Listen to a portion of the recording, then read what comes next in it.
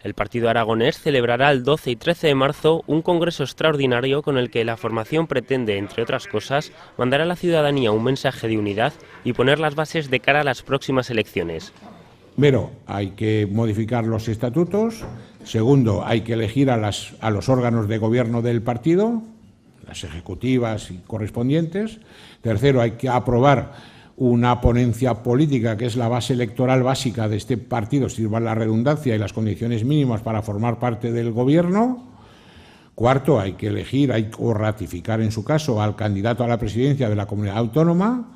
Este congreso también pretende dejar sentadas las bases políticas de cara a pactos futuros tras las elecciones, una posibilidad que solo será posible si el partido no pierde diputados.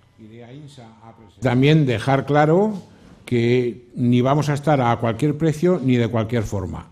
He recomendado, y así lo haré ver al Congreso, que en todo caso es una manera de exponerlo numéricamente para que me entendáis mejor, porque muchas veces un número da un ejemplo más práctico. Con menos de 8 diputados, este partido no puede estar en el gobierno de Aragón. Esta no será la primera vez que se celebre un congreso pocos meses antes de unos comicios, ya que en las pasadas elecciones autonómicas el partido lo llevó a cabo en el mes de febrero.